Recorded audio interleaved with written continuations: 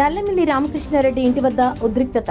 అనపర్తి నియోజకవర్గం సీట్ను బీజేపీకి కేటాయించడంతో సహనం కోల్పోయిన తెలుగుదేశం కార్యకర్తలు. తెలుగుదేశం ప్లకార్డులను, సైకిల్ను కింద పడేసి తొక్కేసిన కార్యకర్తలకు నచ్చచెప్పే ప్రయత్నంలో నల్లమిల్లి రామకృష్ణారెడ్డి తెలుగుదేశం పార్టీతో మనకు 42 సంవత్సరాల అనుబంధం ఉందంటూ తొందరపడొద్దంటూ కార్యకర్తలకు నచ్చచెప్తున్న నల్లమిల్లి రామకృష్ణారెడ్డి. నల్లమిల్లి ఇంటికి బార్లు కట్టిన కార్యకర్తలు, ఇండిపెండెంట్ గా పోటీ చేయాలంటూ నినాదాలు చేస్తున్న కార్యకర్తలు, తొందరపడొద్దు మంచి జరుగుద్ది అని నచ్చచెప్తున్న నల్లమిల్లి రామకృష్ణారెడ్డి.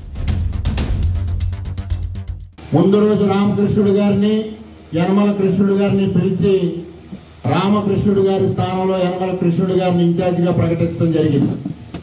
రెండో రోజు మమ్మల్ని ఇద్దరిని పిలిపిస్తే నేను వారికి స్పష్టంగా చెప్పడం జరిగింది, నేను ఎన్నికల్లో పోటీ చేసే ఆలోచన కానీ రాజకీయాల్లోకి వచ్చే ఆలోచన కానీ లేదు, నాకు రాజకీయాలంటే ఆసక్తి లేదు అని చెప్తే దానికి వారు కారణం అడగడం జరిగింది. నా ముందు నుంచి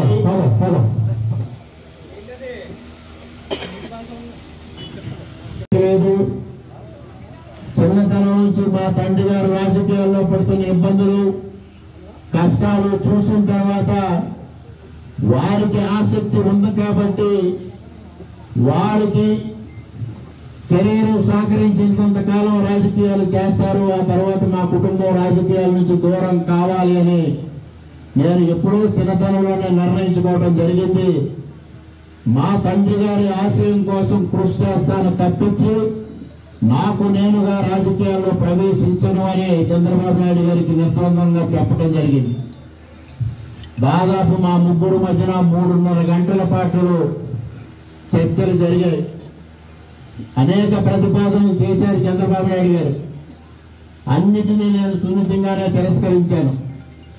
ప్రధానంగా అప్పటికి నేను ఏదైతే వంశీ ఇండస్ట్రీస్ పేరుతో ఒక పరిశ్రమ పెట్టి తీవ్రమైన నష్టాల్లో, ఆర్థిక కష్టాల్లో ఉన్నానో, అటువంటి పరిస్థితుల్లో ఎన్నికల్లో పోటీ చేసి ఆర్థికంగా ఏ విధంగానూ సహకారం చేయలేని పరిస్థితుల్లో కార్యకర్తలని మరలా ఇబ్బందులు పెట్టాలి అనే ఉద్దేశంతో నేను చంద్రబాబు నాయుడు గారి దగ్గర ప్రతిపాదించింది ఒకటే, మూలారెడ్డి గారు ఆర్థికంగా బలమైన ఒక వ్యక్తిని తీసుకొచ్చి తెలుగుదేశం పార్టీకి అప్పగిస్తారు, వారిని అభ్యర్థిగా ప్రకటించండి, మా కుటుంబం అంతా ముందుండి ఎన్నిక పూర్తి చేసి ఆ అభ్యర్థికి తెలుగుదేశం పార్టీ సారథి బాధ్యతలు అప్పగించి మా కుటుంబం రాజకీయాల నుంచి విరమించుకుంటామని ఆయన చెప్పడం జరిగింది.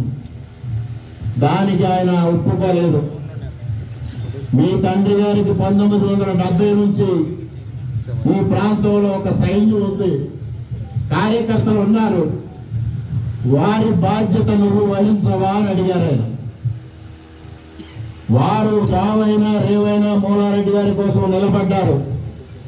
వారందరి సంక్షేమం, వారందరి రక్షణ బాధ్యత తీసుకోవాల్సిన బాధ్యత నీకు ఉంది అని వారు చెప్పడం జరిగింది. నేను ఆర్థికంగా కానీ నేను అన్ని విధాలుగా బాగుంటే నేను వారి సంక్షేమం చూడగలను, కానీ నేను ఉన్న పరిస్థితుల్లో నేను ఏ విధంగా వారి సంక్షేమం చూడగలను అంటే నీవు అంటే నేనున్నాను, నీకున్న ఆర్థిక సమస్యలు ఏ విధంగా తొలగించాలి, రేపు ఎన్నికలు ఏ విధంగా ఫేస్ చేయాలి అనే దానిపైన నేను ఆలోచన చేస్తాను. అనపర్తి నియోజకవర్గంలో తెలుగుదేశం పార్టీకి మీ కుటుంబం లేకపోతే తీవ్రమైన నష్టం వాటిల్లుతుంది.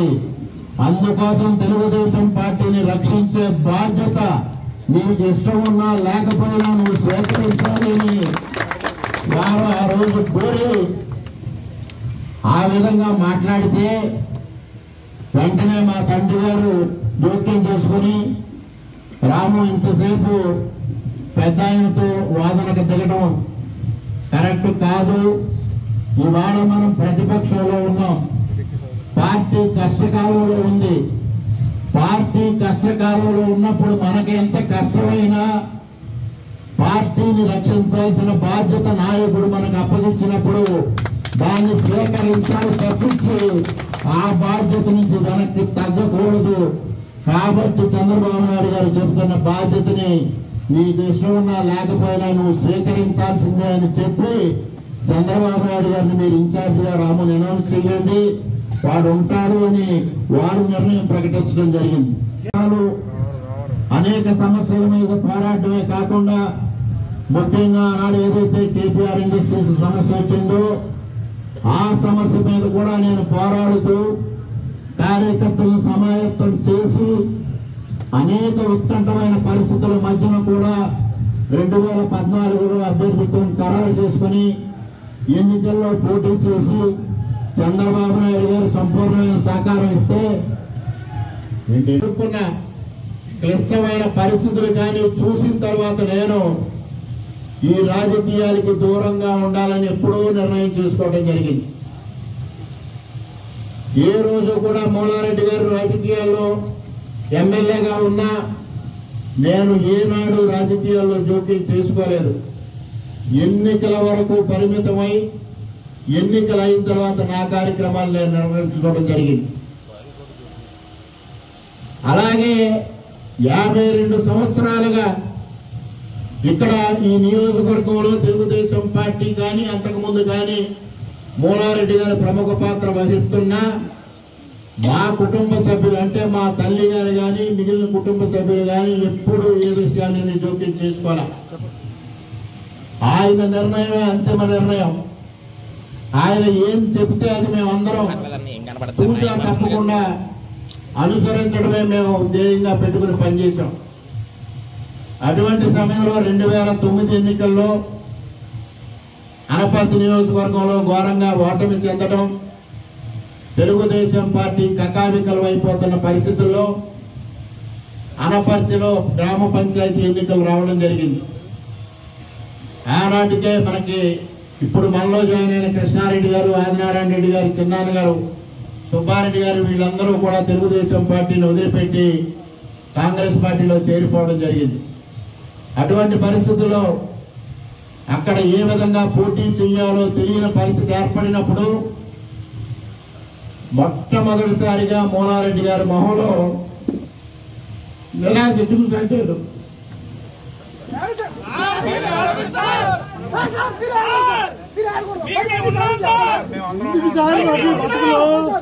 ఎందుకు సార్ మేము చనిపోవడానికి సిద్ధమే, మేము చనిపోవడానికి సిద్ధమే. ఆయన మొహంలో నిరాశ చూడలేక